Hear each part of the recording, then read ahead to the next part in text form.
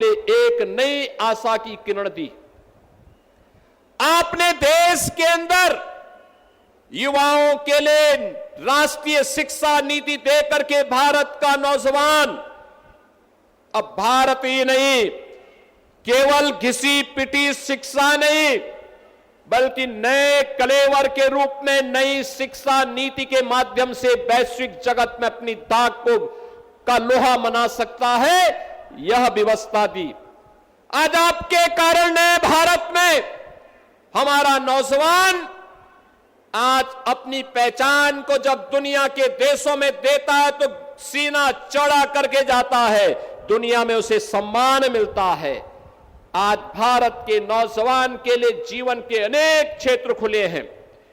आपने एक वर्ष में 12 लाख सरकारी नौकरी भारत के नौजवानों को दी और 12 वर्ष में देश के अंदर करोड़ों नौजवानों को सरकारी नौकरी देकर के उनके जीवन को उज्जवल भविष्य की ओर अग्रसर किया है। और आज जब देश के अंदर युवाओं के मन में कुकसक बाकी थी, आप स्वयं सामने आए हैं, आपने युवाओं के साथ संवाद बनाया है और देश की संसद से एक सख्त कानून बनाने के लिए कैबिनेट से आपने एक नए अधिनियम के मसौदे को पास करके दिन रात एक करके पास करके उस दिशा में जो कदम उठाया है वह अभिनंदनीय है। और मैं इसका उत्तर प्रदेश के युवाओं की ओर से, उत्तर प्रदेश के छात्रों की ओर से इसका स्वागत करता हूं और अभिनंदन करता हूं।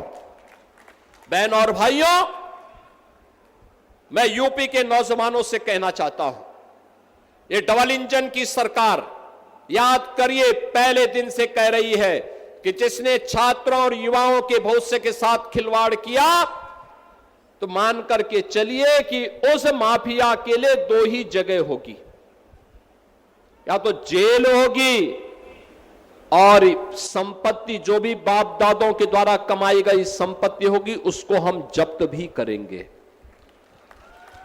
याद करना, हमने उन माफियाओं पे लगाम भी कसी है, बहुत सख्ती से लगाम कसी है। कोई खिलवाड़ नहीं कर सकता। अगर खिलवाड़ सपा की तरह, समाजवादी पार्टी की सरकार की तरह खिलवाड़ होता तो यूपी के अंदर हम 9 लाख से अधिक नौजवानों को सरकारी नौकरी नहीं दे पाते। यूपी के अंदर 1 डिस्ट्रिक्ट 1 प्रोडक्ट के माध्यम से सूक्ष्म लघु मध्यम उद्यम को हम लोग बढ़ावा नहीं दे सकते थे, बड़े बड़े विकास के कार्यों को आगे नहीं बढ़ा सकते थे। बड़ा निवेश इसलिए नहीं आता था क्योंकि हर जगह कोई ना कोई गुंडा और कोई ना कोई माफिया हावी होकर के सरकार को चुनौती देता था। आज मैं कह सकता हूं, हमने पहले दिन कह रखा था, याद करिए समाजवादी पार्टी में एक नारा गूंजता था कि देख सपाई बिटिया घबराई। बहन और भाइयों, अब ये नहीं है, अब माफिया हो, पेशेवर माफिया हो या बेटी और व्यापारी की सुरक्षा के लिए खतरा बना हुआ कोई गुंडा हो, इनके लिए 2 ही जगह, या जेल है या जहन्नुम है, इसके अलावा तीसरी कोई जगह नहीं है इनके लिए। सरकार ने जो घोषणा की उसको प्रभावी ढंग से लागू कर रही है और बहन और भाइयों, उसी को लागू करने के लिए आज मैं फतेहपुर में आपके बीच आया हूं। अब याद करिए, आज बिना भेदभाव की योजना का लाभ गरीब को मिल रहा है, विकास गांव तक पहुंच रहा है, अन्नदाता किसान खुशहाल हो रहा है, नौजवान को सरकारी नौकरी और नौजवान को उसकी रुचि के अनुरूप शिक्षा की व्यवस्था।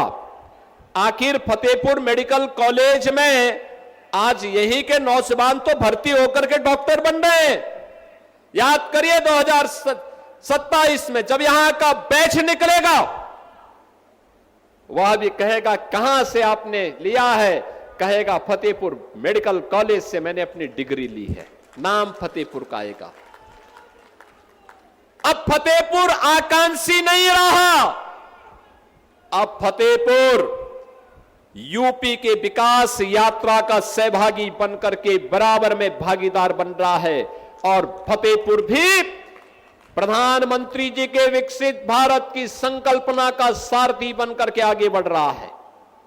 बहन और भाइयों, उसी प्रक्रिया के साथ जोड़ने के लिए आज मैं यहां पर 2 विधानसभाओं के विकास की इन परियोजनाओं के साथ आपके बीच में आया हूं। ये विकास की परियोजनाएं जिन 2 विधानसभा क्षेत्रों से जुड़ी हुई है, फतेहपुर की और यासा की। अयासा में हमारे विधायक श्री विकास गुप्ता है। और बहनों और भाइयों, अगर आपने फतेहपुर नगर में भी विक्रम सिंह को भी चुनाव जिता करके भेजा होता तो विकास आपका कई गुना आगे बढ़ा होता।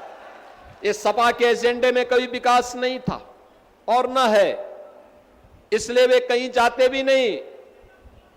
वे सब बेरोजगारों की तरह घूम रहे हैं, क्योंकि ठेके पट्टे, अवैध जमीन पे कब्जे, सब उनका धंधा चौपट हो चुका है। इसलिए समाजवादी पार्टी के लोग हताश और निराश बैठे हुए हैं। उनके लिए कोई जगह नहीं है, क्योंकि पहले तो ये किसी भी खाली जमीन को देखते थे, प्लॉट देखते थे, उसमें कोई भी सपाई कब्जा कर लेता था। आप सोचो कितना दुस्साहस। भारतीय जनता पार्टी ने 1990 में लखनऊ में एक कार्यालय के लिए जमीन ली और वहां पे कार्यालय बनाने के लिए भाजपा के कार्यकर्ताओं ने चंदा इकट्ठा करके कार्यालय बनाने की कार्रवाई को जब आगे बढ़ाया, नक्शा पास कराने के लिए गए। आप आश्चर्य करेंगे कि उस जमीन पर भी समाजवादी पार्टी के एक पूर्व विधायक ने कब्जा किया हुआ था।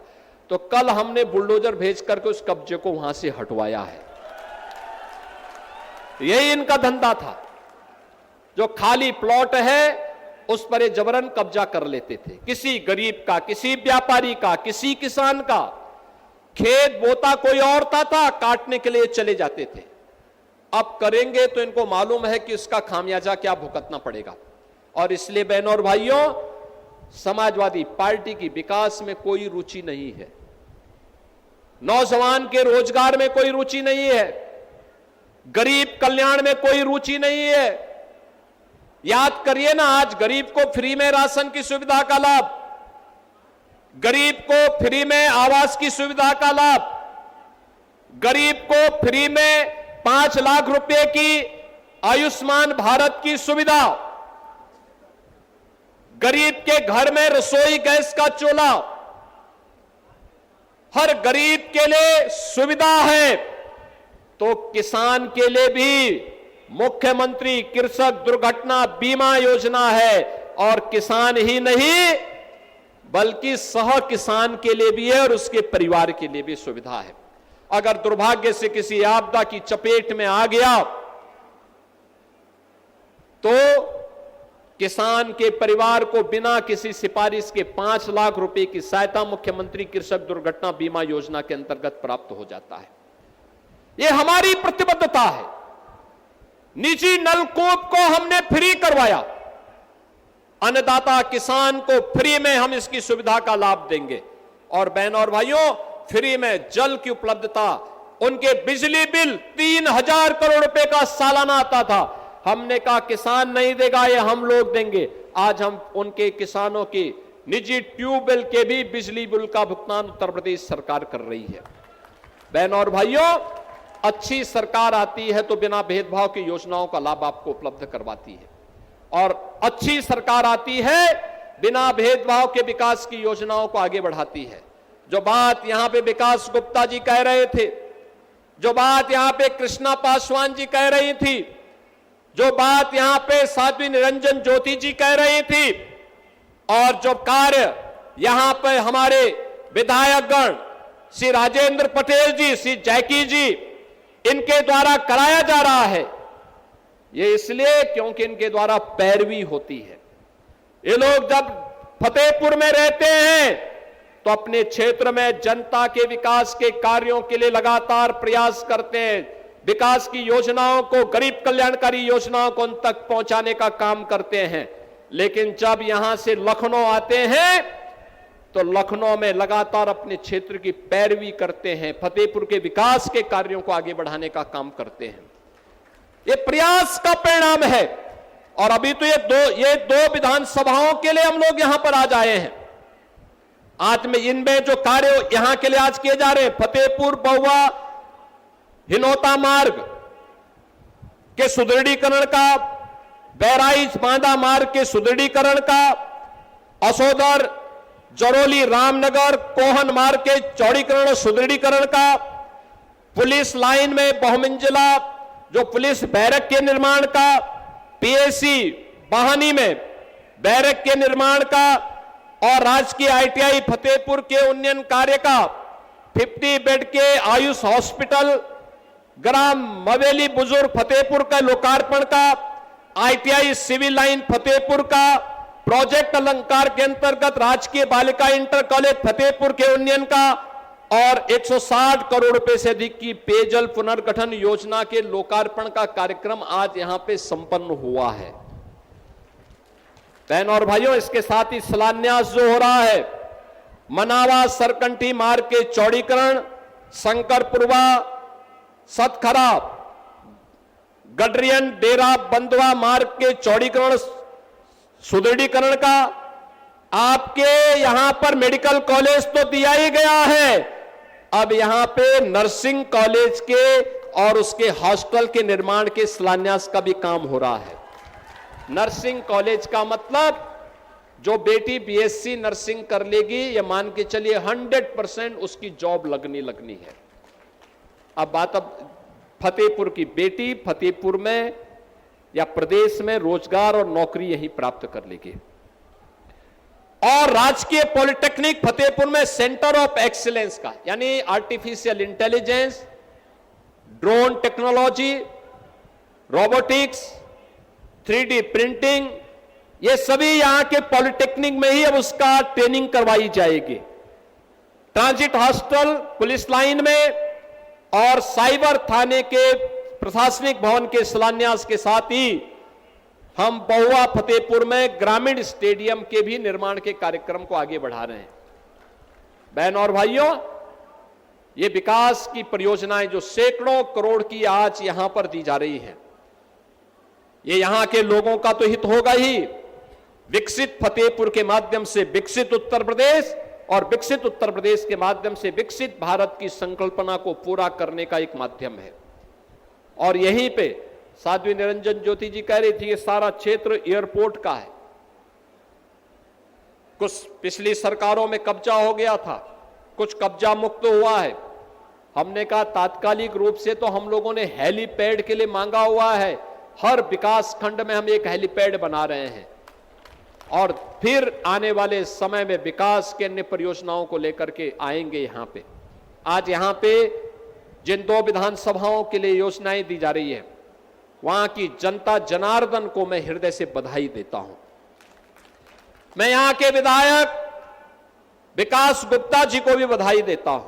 प्रयास करते हैं, लगातार लगते हैं, कार्य करते हैं, विकास की योजनाओं पे चर्चा करने के लिए लगातार आते हैं।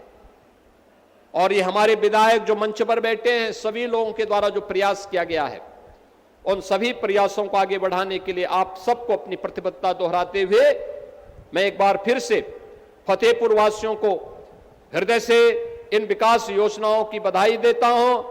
पूरे फतेहपुर का विकास हमारी प्राथमिकता है। अब मैं मानता हूं कि जब भी नीति आयोग के सर्वे होंगे, तब फतेहपुर आकांक्षी जनपद नहीं बल्कि विकसित जनपदों में अपना नाम लिखा चुका होगा। इस विश्वास के साथ मैं एक बार फिर से फतेहपुर जनपद को, पूरे जनपद वासियों को हृदय से बधाई देते हुए अपनी मंगलमय शुभकामनाएं आप सबके प्रति व्यक्त करते हुए वाणी को देता हूं विराम। जय जय श्री राम।